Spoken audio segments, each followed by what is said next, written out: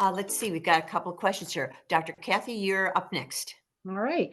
Tina, thank you so much for sharing all of this. I was just sitting here thinking, I really wish that every single parent had to take some version of this class before they left the hospital. Truly, I think about our branch mom members, the community that I run.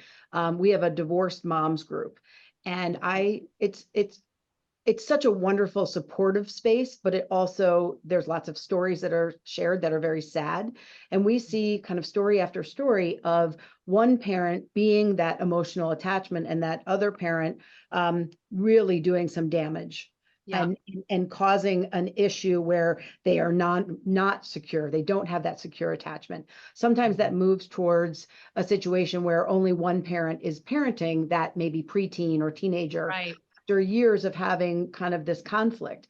What would be one or two thoughts for those parents that have to take that full burden of parenting that child, and what can be done? I really love that slide at the end where you said that what was that last slide? That What your like, kid needs from you is you.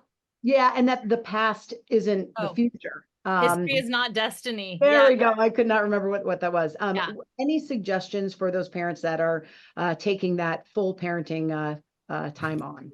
Yeah, I mean, it's the first thing to remember is what the research shows is that those really great outcomes of secure attachment where, and really what's interesting too, we didn't have time to get into it today, but when we look at what are the outcomes of having secure attachment, almost all of them are functions of the prefrontal cortex, like insight, empathy, sound decision making, regulating your body, regulating your emotions, like all these things. So we know that it's developing the brain.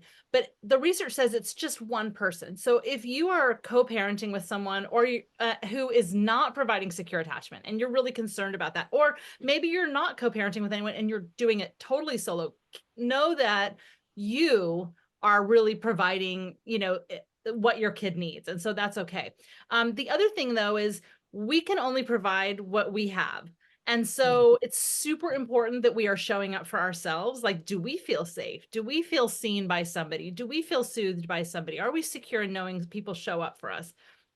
And are we having other people show up for us? And if we're not, it's really important that we cultivate those kinds of connections, and really support other parents. So if you're doing it solo or really, with a partner that's making things extra hard on you, connect up with other parents who are in that situation if you can, because you guys can show up for each other. That's super important. And the more challenging it is, the more support we need, and the more we need to show up for ourselves and make sure other people are showing up for us. It's really, really crucial. And then keep in mind too, because your life is more stressful and more difficult, you're probably going to have more ruptures. You're probably going to have more flip your lid moments. And again, remember, repair, repair, repair, reconnect. And just knowing that it's good for your kids when you do that, as long as you make the repair. You cannot be the storm if you want to be the calm. Like if you want that to calm their storm, you cannot be the storm. So I'm just taking a moment to say, my kid needs me right now. So my hand is on my chest and my belly. It grounds me. I say the words, but if I can't say the words, I will do the sigh, and I'll do it 2 or 3 times. And it literally is like, for me, I breathe in for like a count of 3 or 4, and then I breathe out for a count of 5 or 6. And it's the quickest thing we know to down regulate states of reactivity in our nervous system. And I'll tell you what's funny is I would do it. I would be like, and when I would do it, my kids knew, like, she's about to lose it. Like it was like they knew what I was doing. So they actually reined themselves into, and do know, again, that idea, history's not destiny. If we make, if tomorrow you're like, I'm really gonna send out signals of safety, and I'm really gonna, if my kid's having a hard time, I'm gonna really focus on comfort and connection.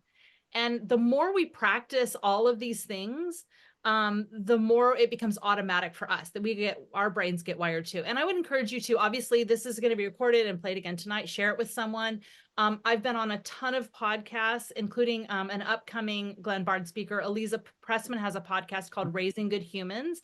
And my no drama discipline conversation around changing behavior, and then Power of Showing Up. I have podcasts with her and many others if you want to listen and share that with your partner.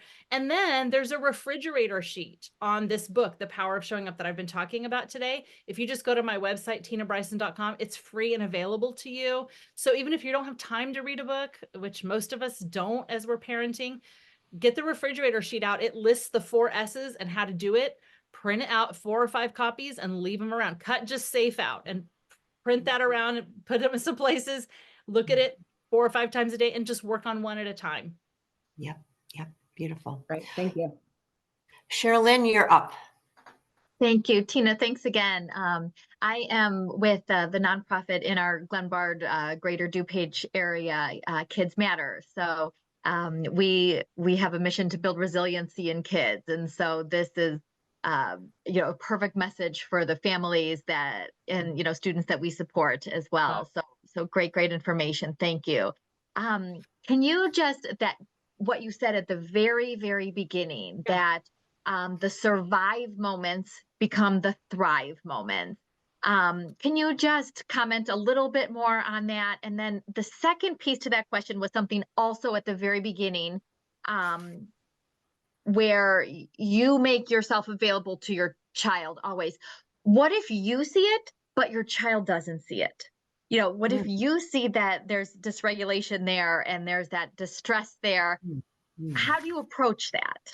So those are both great questions. So I'll actually, like, the survive and thrive piece, and of course we talk about that a lot in the Whole Brain Child, but the idea is, your kid's having a meltdown and maybe you have a meltdown too. That's a survive moment. Like, you didn't survive it very well. You didn't handle it really well. Your kid's not handling it really well. But then you go and you reconnect and you regulate and you've made a repair. Like, just doing that helps your child build skills. It's building their brain. And so that survive moment actually set them up to thrive down the road. So it really is that the way that we handle the hard moments and the mess ups, or like a lot of people's kids are super, super anxious right now, dealing with a lot of anxiety. How we handle our worry about our kid. Like, one thing I see a lot is parents are so flooded with fear and anxiety themselves that they're actually just doubling down on their kids' anxiety, and they're feeding it, and they're really concerned, and they're asking them about it all the time and interviewing for pain. And so that is not making survive thrive. But what would is to say, you know what, we're really struggling with this anxiety, and let's get some help and support. Let's learn some skills, or let's learn together. Let's listen to this, podcast together, or let's read, let's look at Katie Hurley's workbook on anxiety, depression, and let's do it together. Let's learn some skills. I want to find out what helps calm my body down and my nervous system down. And let's do some experiments. Let's try some things. You're taking that survive moment and really turning it into something important. So that's that. Now, in terms of the second question, remind me again what it was. It was kind of like, what if you see something in your child, but your child doesn't see it? So it's so good. And you know what? Usually the people around me often notice before I notice sometimes, because what happens is any emotion we have it's 2 sides of the same coin with our physiology.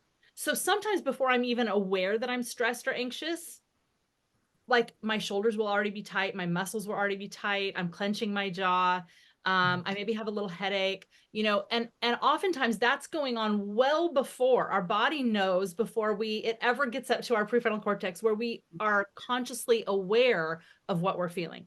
Keeping in mind that for kids, their prefrontal cortex, their conscious awareness and the ability to notice themselves and notice what they're feeling and then communicate it is still very raw and very much developing. So we can invite our kids to tune in, to notice. So one of the ways I remember doing that one day was, one of my sons was being really, really grumpy.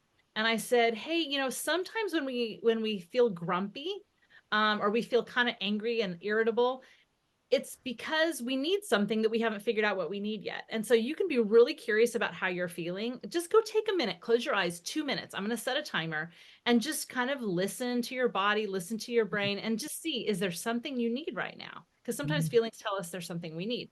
And so he went and sat, and I don't think he sat for the whole 2 minutes, but he came in and he was like, I don't really know what I was feeling, but I feel better. And I was like, great. So that was still a rep of taking a moment and tuning in. One thing that can just say is be like, I'm noticing your face is kind of squunched up and your shoulders are up. Have you noticed that? Like, you just bring some curiosity. The idea is you shine the light of awareness on them so that on whatever you're noticing, do it humbly. Don't say like you're stressed, but say, I'm noticing you seem like you might be stressed. Have you noticed that? And you're just inviting them to become curious and become aware. The more we can notice and become aware, and this is true for us as parents, then we have, Dan Siegel says, without awareness, we don't have a choice. We just continue to do. But once we have awareness, we create a space where we can make a choice and we can really step into that moment. So the first thing we want to do is give our kids lots of repeated experiences of noticing and paying attention. And then one other way we can do that is by modeling it ourselves. Be like, I notice I'm feeling a little grumpy. I think I might need a snack, or, wow, that really bothered me when I talked to grandma earlier. And, she was, we don't want to make our kids our therapists, but we really we can notice like, that hurt my feelings when my friend said they canceled our plans. So I guess I need to tell her that I really want to have a chat about that, whatever it is. But yeah, give them opportunities and invitations to notice and tune into those experiences. It's such a gift for them. And that's really the scene. You're helping them learn to see themselves. Wonderful. Thank you. Thank you. You have built our awareness today.